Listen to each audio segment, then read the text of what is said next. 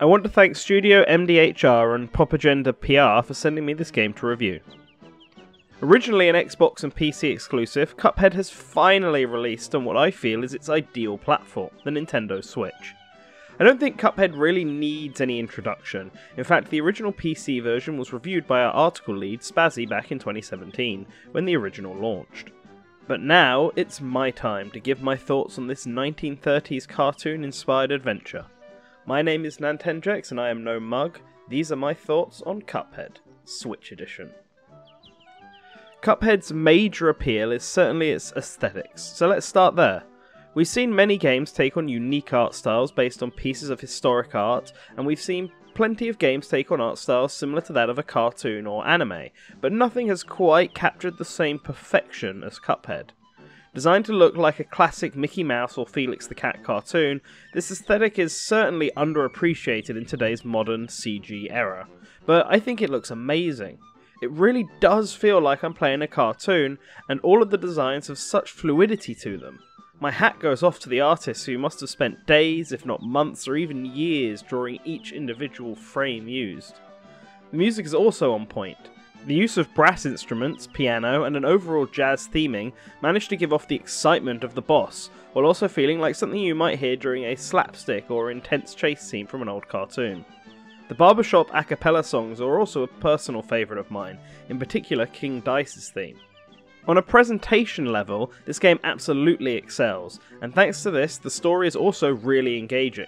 The opening cutscene, as if told from a storybook, fits with the style perfectly and adds greatly to the charm. The story itself isn't anything too special, but Cuphead and his brother Mugman must retrieve the souls owed to the devil in order to prevent their own from being taken. This is a good enough excuse as any to justify all the boss fights throughout the game, and there are a lot of these. While the game is classified as a run and gun game, I think a better description is a boss rush the game. Almost every level is some kind of boss, where players must learn the patterns and survive on 3 hit points in order to claim their souls. It is not a game for the faint of heart, and I found myself getting constantly murdered as early as boss 2. With that said, it's not too difficult to get a good score. The only thing preventing me from getting a perfect was that I always got injured. You get points for parrying pink objects, using specials, beating the boss in a certain time, and just generally being pretty skillful, and I almost always exceeded at all of these. The hardest one is parry, simply because it changes up with each boss, and you have to be really precise on the timing.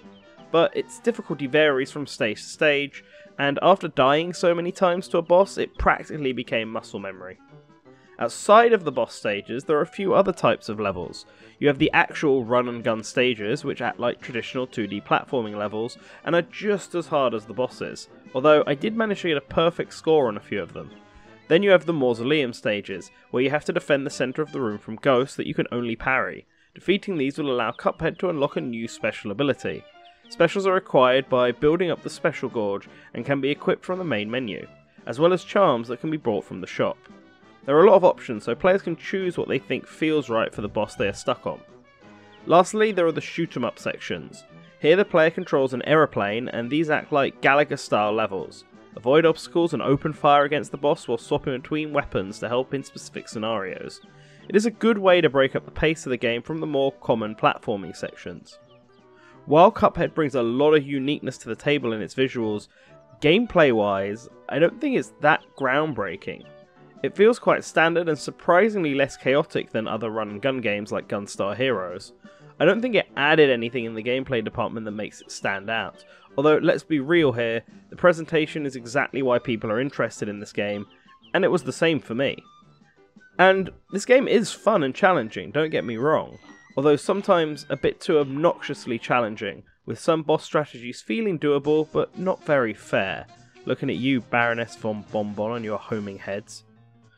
Chances are, if you're already aware of Cuphead and loved the visual look of the game, then you will likely already be picking this up as soon as you can. But for those where gameplay matters above all else, I recommend still giving it a look if you are up for a true challenge.